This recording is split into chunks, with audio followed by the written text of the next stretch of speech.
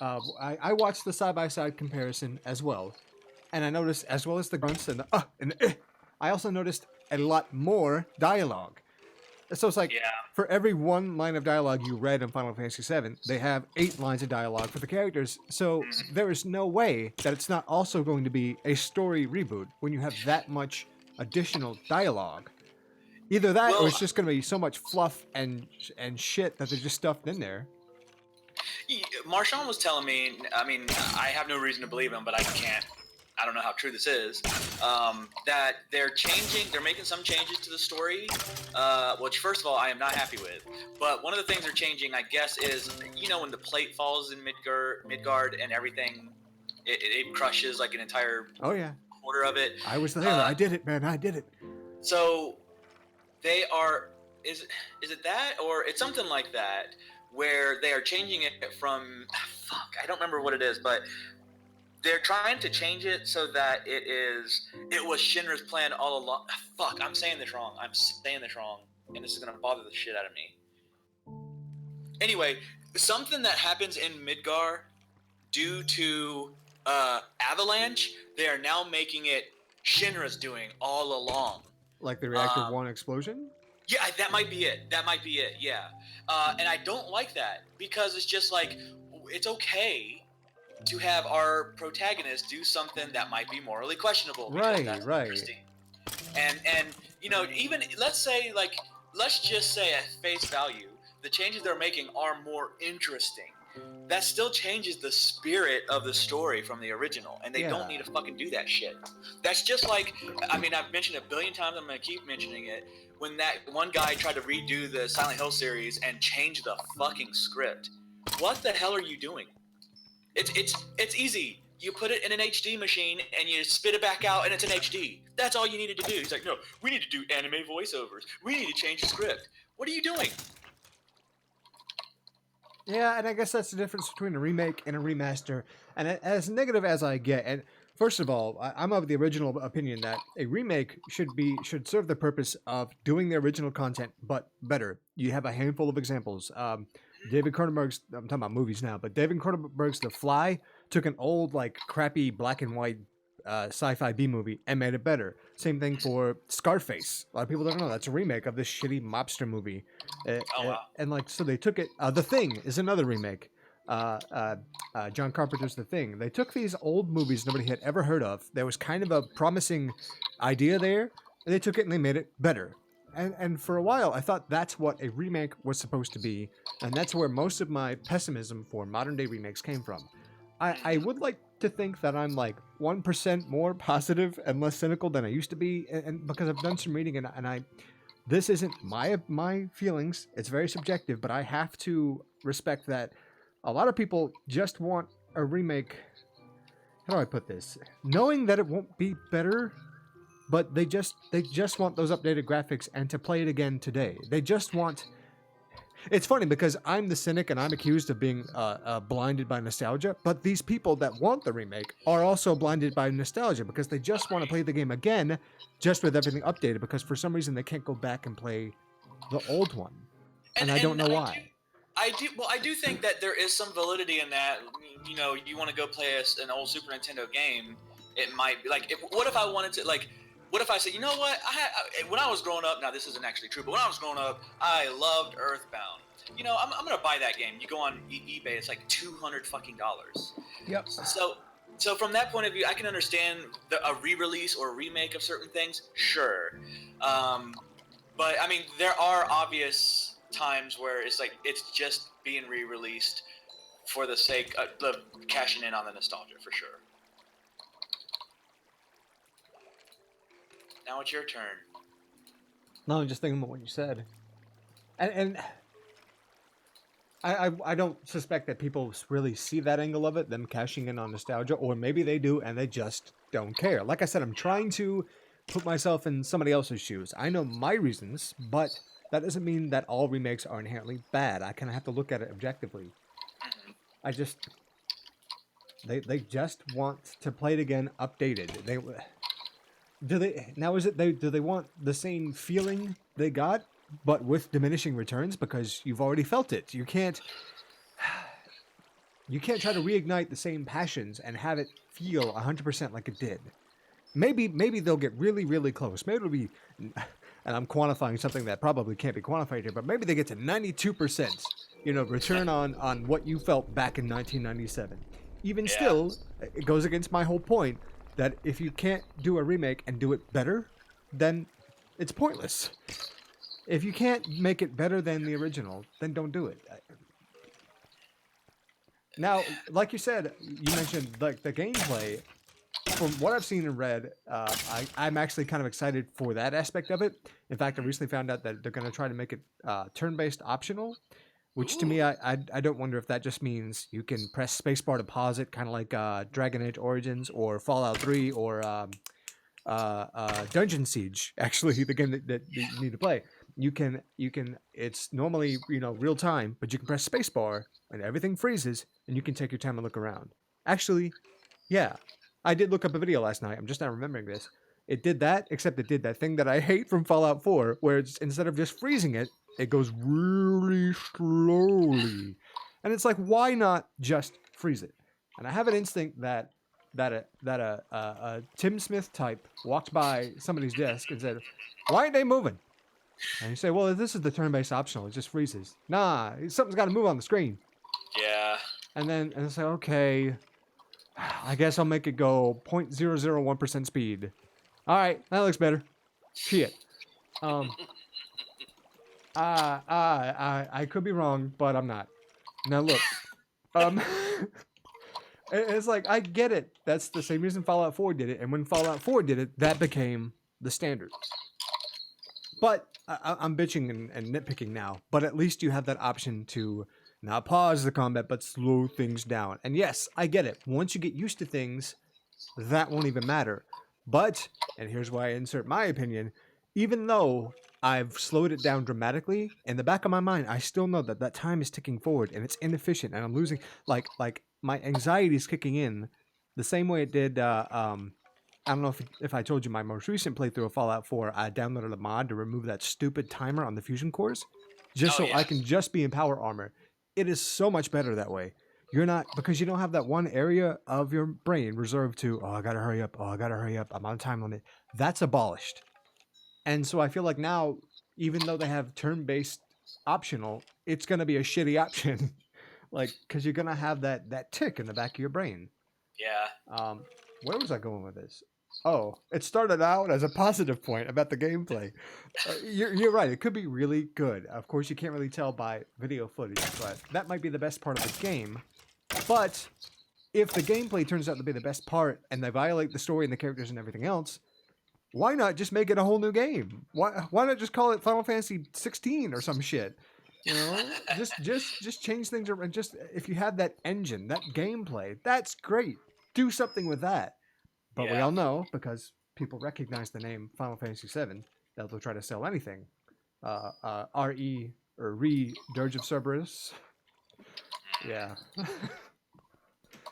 All right, I'm done. But at what point can you say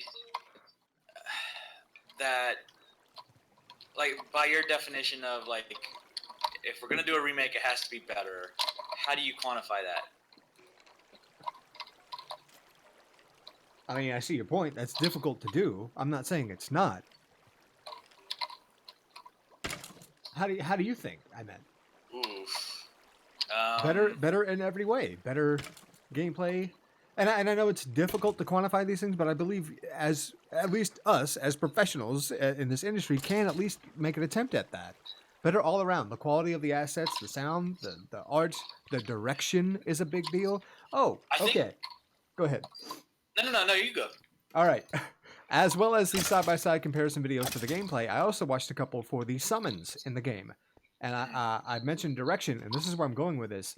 The direction, your shot selection, how long you stay on a shot, what it looks like. If go back and watch the direction for the Final Fantasy VII summons, they're very dramatic. They hold on shots for longer than a few seconds to allow you to see, the beauty of their model and everything.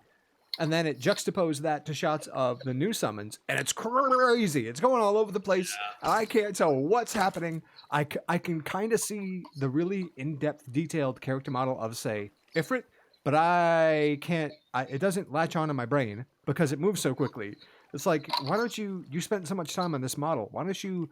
Why don't, the direction should chill for a second. Let me look at it. Let me take it all in. And I've made this point before about games. And modern games is the overstuffed with information. There's so much information that a brain can handle. Once you put so much visual information on one frame, you can't retain it all. It's kind of like, what's the rule about if you're looking for something at the grocery store and there's more than 12 options, your brain kind of glosses over. I believe it's connected to this as well, visual information. You get so much visual information so quickly that you don't retain any of it, as opposed to the limitations in 7 actually made it better because I don't know anything about color maps or anything, but obviously you're working with less colors, you're working with slower paced direction, and you can right now, when I say, hey, imagine the Final Fantasy VII Chocobo or Chocomog summon, or imagine Shiva's summon animation, you can channel it. Yeah. And obviously this isn't fair because we're much more familiar with that game. We've had 23 years with it, but like I watched this video last night and I can't remember anything special or significant about the summon, Ifrit's summon in the new Final Fantasy, except that it's just batshit crazy and all over the place. I don't know. I could be wrong. We'll see. It could be really well done and one of the best things. I just think it's overstuffed, an overabundance of information on every single frame. Yeah. And maybe it's my primitive caveman brain. I don't know. Maybe it's going to be great for kids. Who knows? So obviously it wasn't a remake at the time, but could the same argument be made for when the game was new? For when 7 was new? Possibly, right? Because, okay, let's rewind the clock and say I'm some hipster asshole making this argument. Final Fantasy VI had been out for a while, and then they announced 7, and then I saw a commercial on my cathode ray TV, and I said, "This looks too new. There's too much information. There's too many colors. Go back to the 32-bit." Is that what you're saying? Yeah. It's totally possible. And you're saying your point is that maybe we'll get used to it. Maybe that'll be the new standard. Well, I don't know that I was making a point there. I was just offering a counter to your point. You're just being an asshole. Okay, yeah. But okay, at what point is too much? At what point will we not be able to adjust? Well, that's Final Fantasy 15. What am I saying? Have you done a battle in that game? Like, Jesus Christ, there's so much shit going on. I cannot tell one thing from another. I played the demo, which had nothing to do with the main game apparently, that ended up coming out. I did not like it. I don't like how you hold down the button to do your basic attack. Don't like that. I don't even remember that. And see, that's kind of my point. I played that entire game, and I've forgotten so much of it already. Wow. Oh, this is a ravine. It's like, and then we get the exact opposite with the Final Fantasy VIII remaster. Not a remake, just a remaster. But still, like, it's very, very underwhelming, and they chose to do nothing with it. Now, I know there's differences, and obviously they did a remake of 7 because it's the more popular entry in the series. I don't know. Again, this is prejudgment. I need to play it first before I go on. So what? But here's the thing, though, and I know this is being cynical, but you and I both know we're right. We know how this is gonna go. We've done this song and dance before. Yeah. We know how this shit goes, and we always try to be like, well, maybe, but it never works out. But I think it's important to try to analyze why it's this way, so that start the conversation, get it rolling. It's all about the conversation nowadays that you have online about why things worked and why things don't. When people get over, again, they're victims of nostalgia just as much as we are for having the opposite opinion. Once they get over their nostalgia trip and they look back on the remake, they're like, well, they shouldn't have had all this, and that internet comment conversation takes place, and then Square Enix looks at all that and absorbs that information, and then let's say they decide to make next a Final Fantasy VIII remake. What lessons will they have learned? and I think it's important to talk about it. We have to, even if we might be wrong, we have to look at it subjectively, which sucks. I'm trying to look at it objectively, but obviously our feelings on it are important too.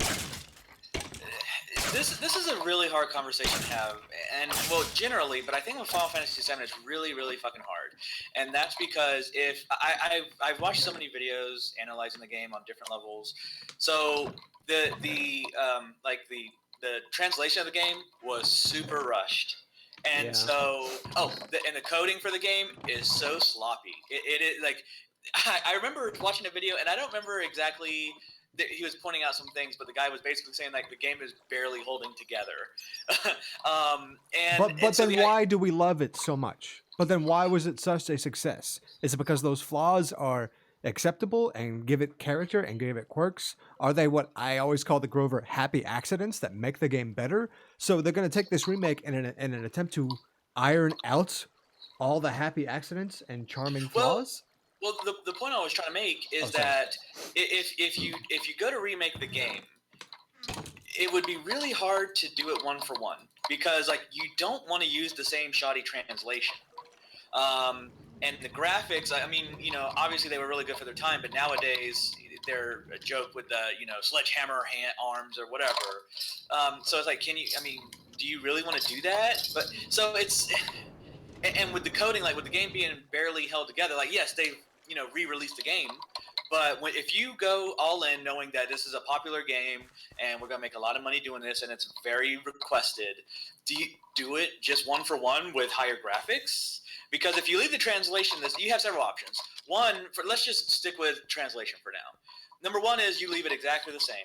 But if you do that, everyone's going to make fun of it and call it lazy. Right. You can clean it up a little, but then you might have a group of people that say, well, you know, why not just rewrite everything because you're already doing that.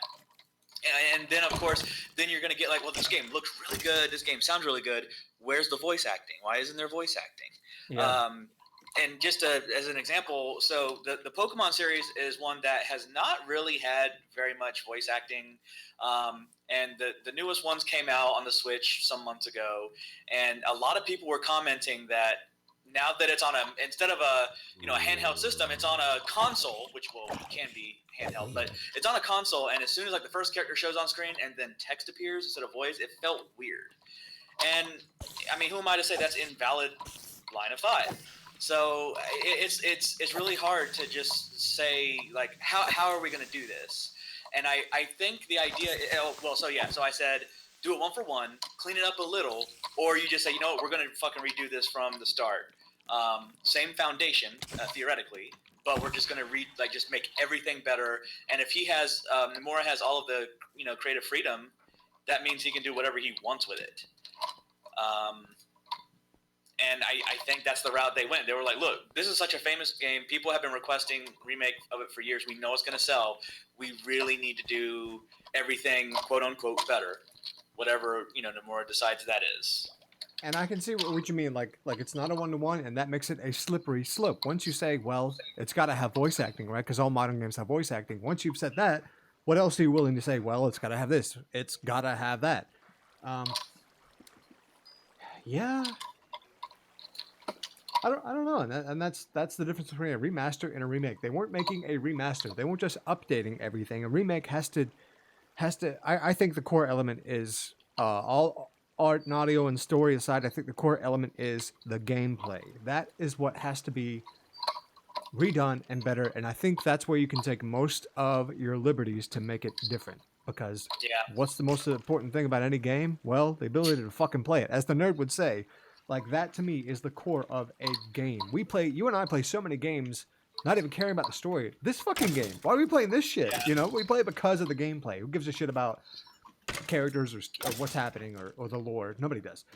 So we know the most important aspect of a game is the gameplay, and in a remake, they really... everything else should be in service of it, maybe. And that's why I say I need to reserve judgment until I actually play it, because if the gameplay is so good that it makes me forget and not care about everything else, like so many other games before, then it won't matter. So I disagree with that. That it wouldn't matter because that is a story-driven game.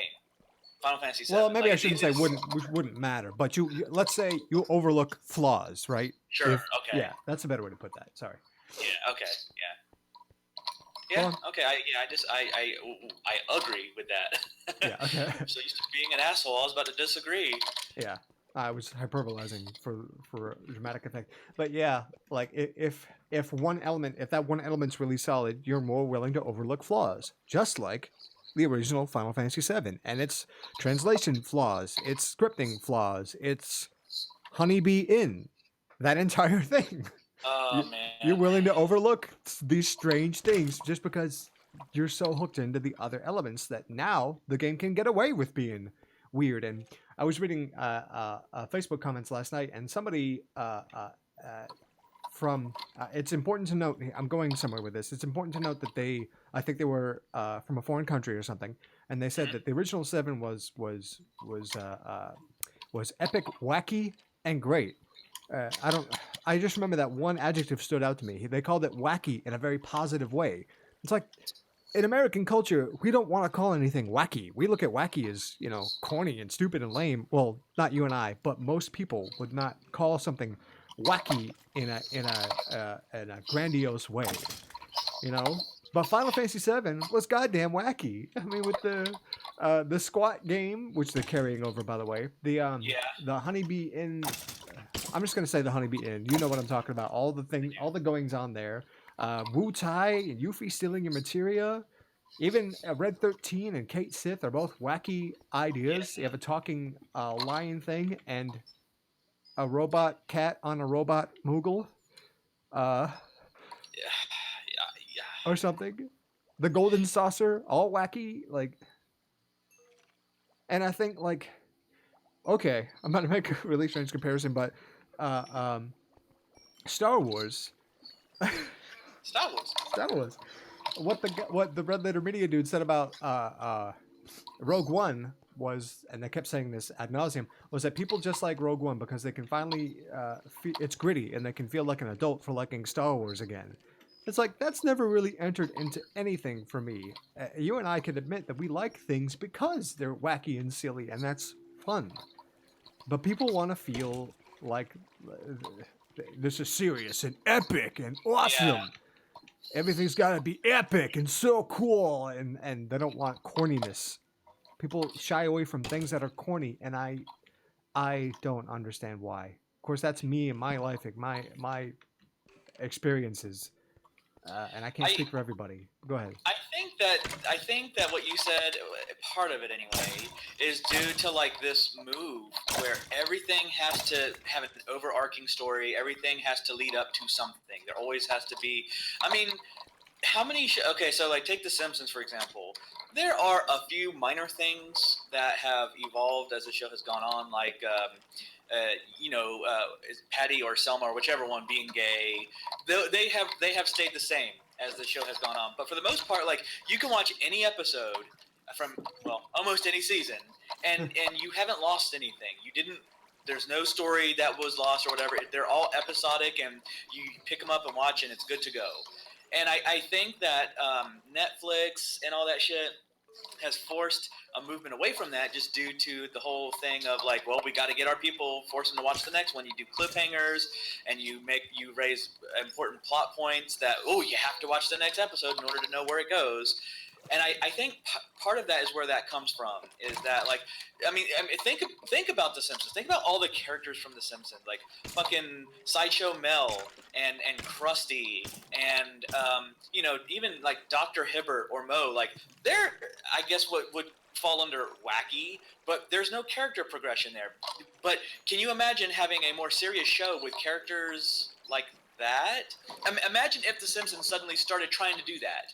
How would If that? characters grew and changed over episode, and then you have the Right. wacky Doctor Nick Riviera, like what? Yeah. It would be not cool. It would ruin everything.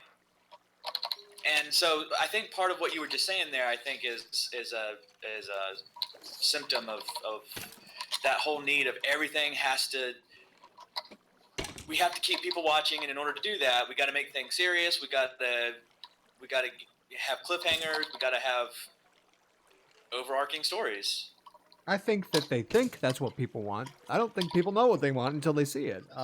Yeah. And that's a problem that Star Trek's facing. Apparently, Picard's not doing well. The show Picard, I haven't seen it because I just don't care. I know what it's going to be, like we were saying earlier.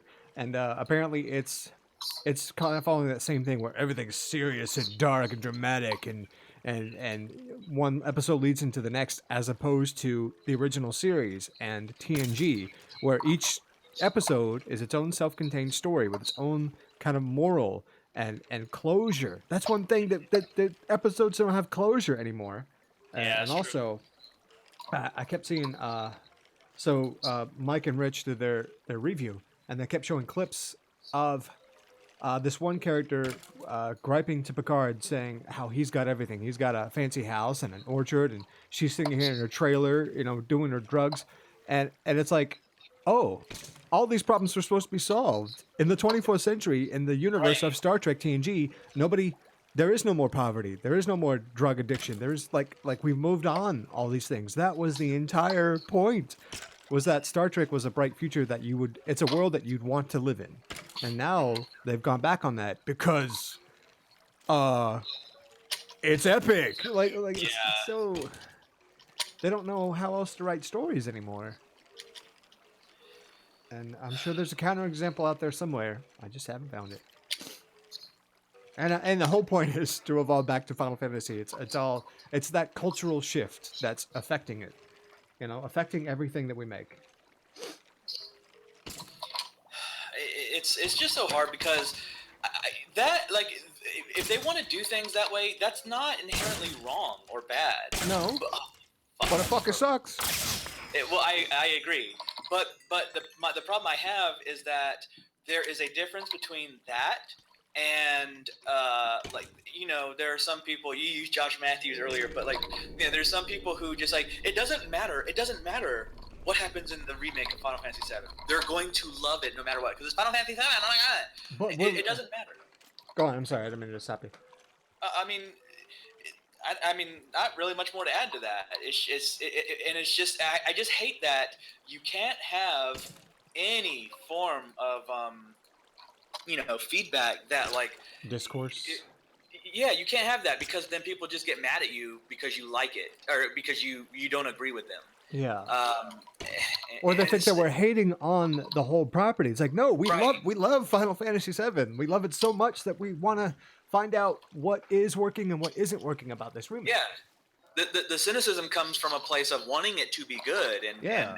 because you do care about it, not because you're just an asshole. For the most part. Right? Yeah, I mean, that's a factor. And that's it. You raise an interesting point. Now, I'm going to relate this back to Star Trek and Star Wars. Now, all these things that we rehashed and they've retconned the canon. When and if, undoubtedly when, the new game retcons some big idea, like that thing you mentioned earlier with Shinra redoing it. So that's canon now. So that's what fucking happened. Yeah. Or is it? It's like, but we all know in our collective hearts and minds that no, that's not really, that's not how it happened, bro. Yeah, I really hate retcons. Not to say that they're never necessary. There are times where it kind of is like, okay, it's understandable. Like if you remake a game that was originally on NES or even before then that barely had any dialogue, and you add some to it, and then maybe you change the story a little bit, that's understandable. That's fine. But this was a medium that it didn't have voice acting, but it had dialogue. It was story based. It was plot driven, I should say, plot and character driven. I don't know. I feel like that's fucking hell. I can't. It's contradictory. Is what I'm trying to say. Contradictory. But I lost my point. I can't get you back on track. I'm sorry. Wait a minute. What was contradictory? I'm saying that I'm acknowledging that it could be contradictory to say that that there is something that is plot and character based or driven rather. I don't know. Maybe it's not, but it's not even a big deal. I don't know why I'm focusing so much on that. But the point I'm trying to make is the fact that if I can remember it, Oh, retcon. I hate retcons because I feel like you can. What we've seen in Kingdom Hearts 3, and I know you don't like Kingdom Hearts 3, and trust me, I don't like the story. I hate the story. I hate the story as much as you hate Kingdom Hearts in general. I hate. Yes. There's a caveat there, but go on. Asterisk. We'll You come like the back to first that. Go on. You like the first. Uh, um, shit. But what they've done is they retconned so much shit. And like just a very minor example, because I don't want to go too deep into it because the deeper you get into it, the dumber it gets. In the very first game, there is a line. They call her Yuffie, so I guess I'll call her Yuffie. Yuffie says to Sora, "The Keyblade chooses its owner, and that owner is you." Later on in the series, they change things so that it turns out when Sora was born, he had the heart of another Keyblade wielder inside of him the whole time, and What? that's where his ability to wield a Keyblade comes from, and it doesn't make sense. And the thing is, in the It's like first game, we see metachlorians or some shit. right, exactly. And once you introduce that, you can't undo it. And like you said, like we know in the back of our minds that's not how it works, but this is how it's introduced. That's how they're telling us this is how things are. Deal with it. And for me, I can't just do that. To compare, to contrast, why I want to like imagine for a second that remakes were popular in other mediums besides games and movies. Like, why have we not remade the Mona Lisa yet? That shit is old. That's so fucking stupid and low tech. We need to remake the Mona Lisa. That Leonardo da Vinci fucker, what does he know? Let's Yeah. remake that shit with modern tools and technology, and it's gonna be super digital looking and have 1,000 art units of information per pixel. I don't fucking know. You know, yeah, because that old shit is so stupid and wacky. It doesn't look right. You know what? She's not even fucking smiling. What a piece of shit this Mona Lisa is. Let's redo it. Let's update it for 2020. Like, why don't we? That's a good point. Is it That's a really because good it's because it's art and it should just be left alone? Yeah. And also, when you begin to remake something, you go back to the original work and evaluate what makes it work, which you don't necessarily want to do. I don't want to pick Final Fantasy VII apart, the original, and tell you why and why it doesn't work, because I'm probably going to be wrong. It's just it's all the quirks and happy accidents and all the what's the saying, the it's more than the sum of its parts. It's just it came together. It's lightning in a bottle. Insert other catchphrase, other saying here. I don't know. It's like you can't do that again. So why bother? Oh man, let me tell you that Symphony Number 9 by that hack Beethoven. We got to remake Yeah. that shit. I mean, it clearly has been rearranged and redone, but we need a full-blown remake. What just a fucking miserable pile of shit that is. I'll bust out my banjo. I know, and they use classical instruments. What the fuck is a cello? God damn it. Right. Like, let's get some electric guitar in there. Let's Yep. get Skrillex in. Yep. He's gonna be the Oh chief my composer God. on it. We're gonna make this It's- so much better. No one will ever want to listen to the original arrangement of Symphony Number 9 again, because that shit is like over 200 years old. Oh my god. I Fuck love that you said Skrillex because in Kingdom Hearts 3, Skrillex actually did one of the songs in there. Fuck you, And Miyamoto. Who's the original composer? forget her What's her name? Oh, fuck, she's like one of the best composers ever, and I can't remember her name right Something now. with an M, right? God damn it. Yeah. I should know her name. And Oh, I'm sorry. Yoko Shimomura. Shimomura. Yeah, she's like I actually said- like. Sorry, go ahead. No, you. No, I was just gonna say that I don't remember exactly at what point I started appreciating composers, but I remember it was shortly after high school that I knew Nomura Uematsu like did Final Fantasy, and so I just assumed that he did all Square Enix games, or well, I guess SquareSoft games at the time. And then I started looking at the composers. I looked at Xenogears. That was Square. Oh, what? That's not Uematsu. And same thing for Kingdom Hearts. Like, okay, all right, this is clearly Uematsu. It's so good. I love it. No, this is not Uematsu. What the fuck? Oh. And then I went and I looked back, and Yoko Shimomura has done so many amazing things. Like she did Mario RPG. I love that game. I love the soundtrack. And fuck, where am I going with this? I don't know. I mean, yeah, I get your point that it's not just Uematsu doing the music, and that's when you were saying that's when you began to appreciate composers was in high school. Yeah, but there was a reason I was even gonna mention that. Oh, I don't. I'm so bad at this. I was bitching about why don't we remake the Mona Lisa in Symphony Number 9? uh, That's all I can give you. Sorry. yeah, should be. I guess We're getting old. The old synapses ain't firing quite like they used to.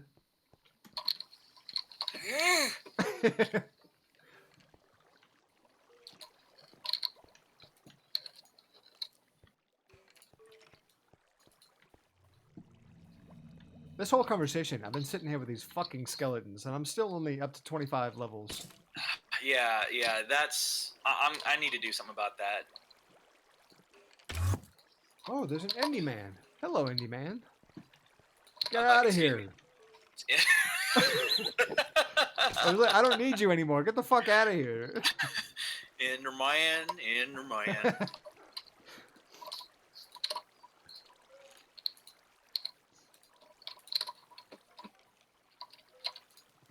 What about Citizen Kane? Why has nobody remade that fucking thing yet? What an old punk of shit. Can you imagine that? Oh my god. And why don't they? Is it because you can't, you have the audacity to remake Citizen Kane? And why didn't we think that about 7? Like, to me, Final Fantasy 7 is a piece of art. Like, I don't know. It's art. It's important culturally. Yeah. And if it's as people say that we're cynical, well, you know what? If the developers are so cynical to say we're going to remake this for money, then we didn't strike the first blow. God damn it! Like they were cynical first, just doing things just for a cash grab. Now, because it's Square Enix and all the people involved, I'm willing to bet that's not, at least not the only motivation. It can't be. Yeah. Knowing them, like they are artists. So if it was some shintier, younger American company, I might say the same thing. Which I guess says more about me and how I feel about foreign versus domestic video game companies. But yeah, it's got to be more than just a cash grab. But I still think that cynicism, that cynical way of making a thing, is still there a little bit. Mm-hmm. Just like here's a counter example with the same company, the release schedule of Final Fantasy 15. It was very money oriented. It's like, well, we didn't really finish the game, but fuck it, let's release it because money. And then we'll go back and add DLC later, which will fill in the holes of the main goddamn story. Right. Even 7 is gonna be episodic. Yeah, that's fucking bullshit. I read a post last night from the Square Enix, I think, website or the official Final Fantasy VII remake page saying, "Oh, it's gonna be released. The first disc is just up till past Midgard. Then the other installments will come out over the years." Verbatim, that's the phrase they use. Over the years. What the goddamn does that mean? How many years is it gonna take? How many years did the original Final Fantasy VII release take to get us one cohesive story? You know? I mean, granted, it took them more than a year to make. What I'm saying is they released it all at once, was my point there. Over the years, Nabil. Yeah, I'm kind of stunned over that one. I didn't know it was over. I knew it was going to be several episodes, but I was like, maybe over a year. That's the words of the official Final Fantasy VII Remake Facebook page. And it's like I can't see anything but like the business motivation behind it. We've looked at these different business models and we find that we're going to have better returns if we release it over this schedule as opposed to all at once. Like that's how cynically my mind works, but goddamn, because it's usually true. Yeah. That's what bothers me. I'm sorry, go ahead. No, I'm done. What was it? Marshawn and I were having a discussion some weeks ago about the 7 remake, and I was telling him how I fucking hate how there's constant grunts and all that shit. And we talked about it for a while, like we're doing right now. And he said something like, he was like, you and Alan are you're so cynical, and it's just like, well, first of all, so does that make me wrong? Second of all, well, I get it. Like, I try to make sure to reel it in so as not to ruin someone else's good time. I get that, but when I like, if I'm being cynical, like if let's say you and I go to see a movie, and it doesn't matter if it's a good or a bad movie. Like if it's okay, let's not say it's a bad movie, because if it's a bad movie, we would both enjoy picking it apart. So let's not do that. Let's say it's an actually good movie, but like I'm like, why is the why did he say that, or why this, or like that's a stupid shirt. Like, yes, that's like being cynical is being a burden on other people. Or like if I'm like, hey guys, I really want you guys to see this, and I show it to you, and you're like, you might not like it, but there's a difference between just being like, it was okay, and being like, wow, Nabil, like, you really wanted me to see this. There's a difference between that and like having an earnest being like, I don't like this because this, and this. And then if all you get in response is, man, you're cynical, like that's not a response. That's just like you've given up on the conversation because I am talking about something that you like, and I'm being a little I'm assuming here, but like you can't defend it. And even in this recent conversation with Seven, you and I both pointed out the things that look great, like. And I tried to do that. I tried to do that because I don't want to be seen as just a cynical asshole for the sole purpose of just nitpicking a thing, even if it's good. Like we were saying before, we want to love it, and there are things that I really like. The first time I saw the very first footage I saw of the game, back when I was still at Grover, we watched it in one of our audio meetings. They took cover from the Scorpion robot at the end. The very first boss you fight. I was like, oh, that's cool. I didn't know that you could take cover. That's an idea that I didn't think they would put in the game. I don't know how it's going to feel or flesh out, but that to me seemed really cool. That is a positive thing. I can't wait to see how this feature works. And at the same time, I'm still cynical about it actually working, because I don't know, we're older, we're wiser. I don't know what to pin it on exactly. We just have experienced this before. This hype surrounding a product, and then we get it, and then it's not quite what we thought it was. We've just been through this so many times. We've been through the motions. Yep. Yeah. It's sad that it's easy to be a cynic nowadays. Yeah. But I like to think I'm trying to find good things. Yeah, it is important because it's very easy to. I mean, we talk about it in what we do. Like, we only hear word about what we do when things go wrong and not when things go right. And so it is important to point out the things that go right. Like, I'll tell you all day long about how fucking good the game looks, how great it sounds. It sounds fantastic. I think it's important to point those things out. But it's easier to go about the negative, because anything that goes below, the equilibrium is more noticeable than anything that goes above it. Also, another major positive, they made Jessie fucking hot. Hell yeah. Thank you. I feel like that's how she was always meant to be. Oh, yeah. You can tell. They made it really obvious from the start that, like, she kind of liked Cloud a little bit. It wasn't anything like Aerith or Tifa. Aerith. Now, I'm never gonna get used to that, by the way. Speaking about being objective, one negative I can say about the original Final Fantasy VII is I thought Jessie, Biggs, and Wedge were just set up just to be completely dropped off the map story-wise and never returned to. Not that that's necessarily bad. That's just kind of odd that we've set up these characters and they just die off. Maybe the remake will do something different or better with them. But I'm sorry. Go on. Shit, I just knocked you off your train, didn't I? I mean, I don't know that I really had anything more. Okay. Asshole. But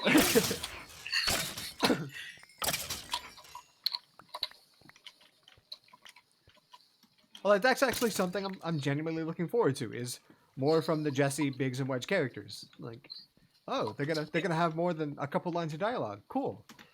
For me, I wish I could agree with that, but anything that's character based, I'm not excited about, and it all comes down to one thing, and that's dialogue. Yeah. And Nomura doesn't do dialogue. He doesn't. at all. He didn't, unless I'm mistaken, he didn't write the original. I think he may have directed it. I don't fucking know. But I will say this, even though we might like the writing in the original, if you try to, it does not directly transpose over to spoken lines. All of a sudden, you're adding acting in, and that's a Yeah. whole other fucking ballpark. It's got to be well acted by your voice actors as well. I've made this point previously about Final Fantasy VIII. You can have totally different interpretations of Squall Leonhardt depending on how the narration sounds in your own head. Again, very subjective. Spoonie, of course, thought he was an emo git because he read him like an emo git. I read him Yeah. very differently, and I really connected with him because I identified with him. You're gonna take that silent interpretation, that inner monologue that you give the character. You're gonna take that and all of a sudden assign it a voice and an Yeah. actor. That's a whole different ball game. And if you don't do that extremely tactfully and meticulously, it could really go south. Mhm. Uh, but I have to remain optimistic. From the clips I've heard, like you said, it sounds great. Mhm. The voice actors, they sound like they have characters. I hope they do more with the material. All right, actors not only just do the material justice, they should also elevate it. Insert I know from Harrison Ford in Empire Strikes Back, the classic example. So it's like, what are they gonna bring to the table? Oh my god, it opens up so many questions now. Yeah. But that's kind of the point. It's gonna get really complicated, and they're gonna have to really try to do that well. And that's why I brought up like all these lines that they added in, all this dialogue. I hope it's good. I hope it's not just there to overstuff everything. The only reason that I know it's not going to be, or I think it's not going to be, You suspect it won't be. is because Nomura's default is always anime. Yeah. Always. And I don't like that shit. And for me, the reason I rail so much against anime is because like the whole thing with anime, and there's a history, but the whole thing with anime, just generally speaking, is that everything about it is exaggerated by design. That's the whole point. That's the whole point of it being animated, because you can over exaggerate things in animation that you can't in real life. At least not without it looking really stupid. And so when you try to bring that into like a video game that's not necessarily anime by One default. that you're trying to make look gritty and realistic. Yeah. Yeah. It just doesn't work, because the whole fucking grunting thing over and over, the whole like exaggerating every emotion. This is not people. This is not. I can't relate to people who don't act like people. This is not how they are. Yeah. One thing that always like this one line that I heard Spoonie say when I was rewatching his Final Fantasy X remake is he said something along the lines. It was such a brief thing, but it was so important, and I can't believe he didn't like expound on it more. He said that no one in Spira acts, dresses, or does anything like a real human would. Yeah. And I mean that's his larger point. He kind of, but the whole I agree with that. And when I'm watching Kingdom Hearts or Final Fantasy or any of these, and I see the same goddamn tropes over and over. First of all, I mean, there's several things wrong with that. If the tropes in themselves make the characters not act like a human fucking being, I can't relate to them, and therefore I don't care. If these are tropes that I've seen a million fucking times, then once again, then I don't care. I can't treat, if you take a story and then you apply a trope to it that has been done a million times that wasn't there before, but now you've taken a trope to a story that I've seen a billion fucking times, I don't care about it anymore. And doesn't that go against what you're trying to do? You're remaking this for a reason, right? You want people to care about this, but his default is just anime. Just make it anime. Good, fine. And that's why, like, I know some of the people at work are probably so sick of me over the years complaining about Kingdom Hearts. But Kingdom Hearts is like the prime example, because the first game, yeah, it had some of those tropes, but they were relatively downplayed. And like, again, in a vacuum, it's a cheesy story, but there's charm to it. Like the whole crossover thing, there's a cynical way of looking at that. It's just like, oh, it's just crossover to try to get both markets to buy it. But if you execute it well, I can forgive it, because that goes to show that it wasn't just a heartless money grab. Yep. There was passion in it. But and I think the first game does that. It does it well. It's like it's very charming for what it is, and it's a cheesy story, but it's interesting, and it's interesting enough for me to care. And interesting something can be interesting for a variety of reasons, sometimes even bad reasons, but it's interesting enough that like I cared for years what's going to happen next. And then as like it goes on, Nomura is given more and more creative freedom, and he just comes up with all these anime tropes. He keeps applying them over and over. He retcons like crazy.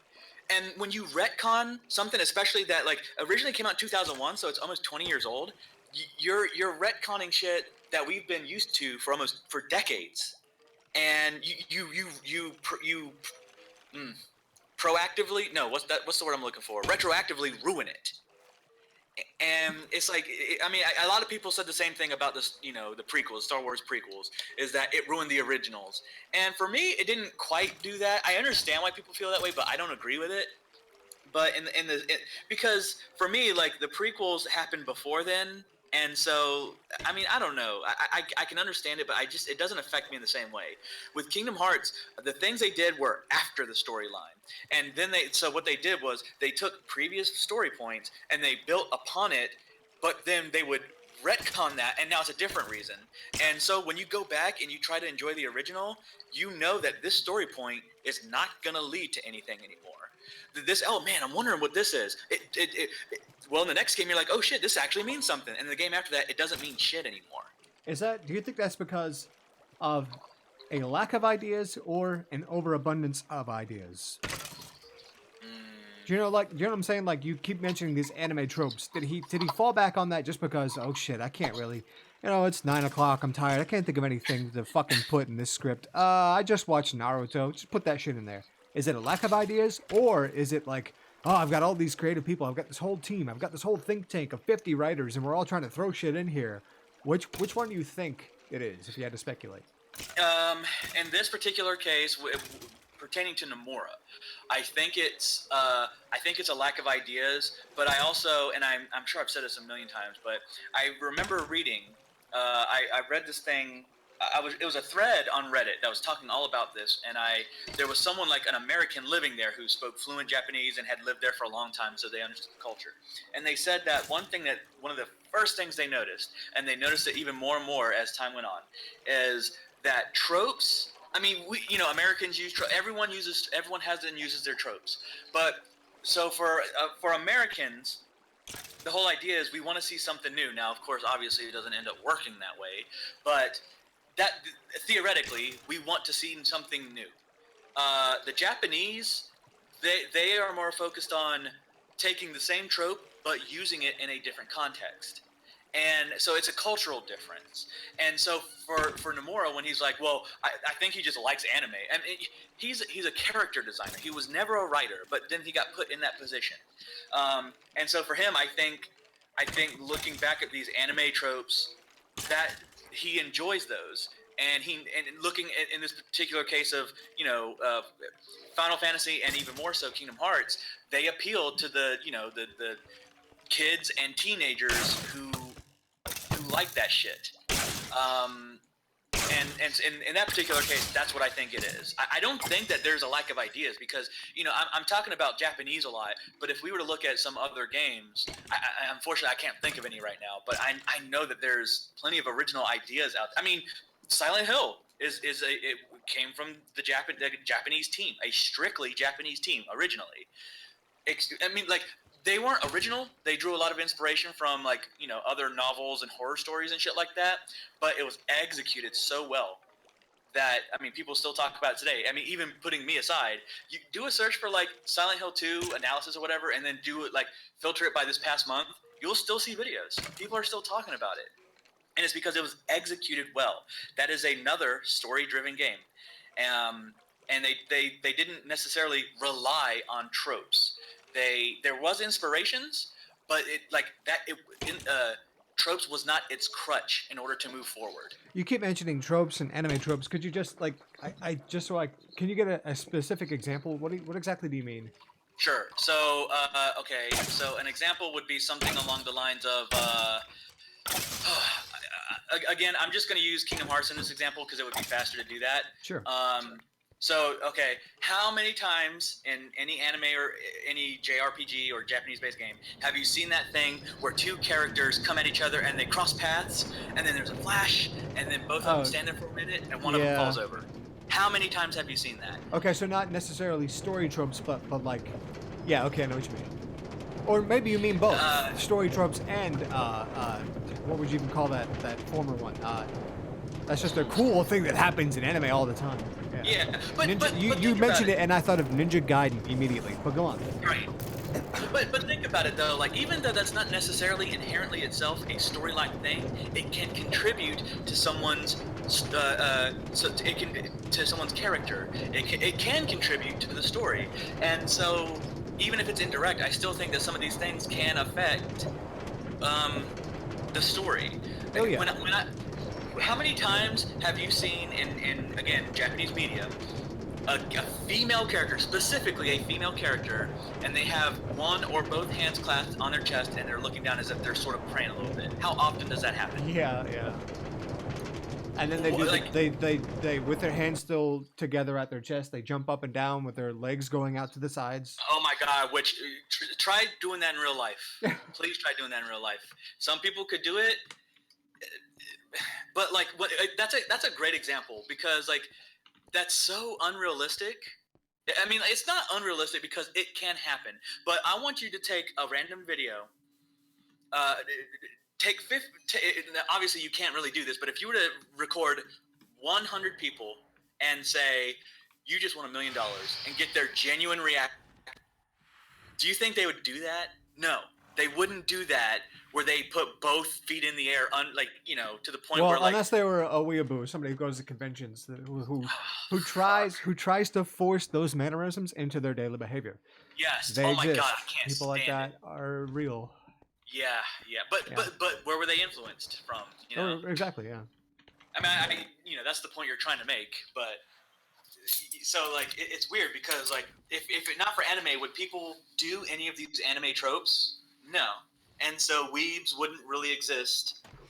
And so, yeah, that's why I'm always going against it, just because the number one thing for me when it comes to story, I have to be able to some degree relate to a character. If I see a character that's a total, just, a caricature of something, then you don't take them seriously anymore, because this is not how real. And like in some games, that's sort of how they do things. That's like, it's kind of done intentionally. Streets of Rage, not really a story-driven game. It has a story, but it's not really story-driven. What do you know about Mr. X? Nothing. He has a gun and he's like, and it doesn't matter. Yeah. But yeah, it doesn't really affect anything, because in the context of the game itself, it's fine. But when you have a story-driven game where you are spending, 30, 40, 50 more hours with these characters, they need to be relatable. And in JRPGs, they rarely are. There are always these there are always these tropes that weebs eat up. And unfortunately, that's going to have to be the end of my rant, because I got to get going to my show.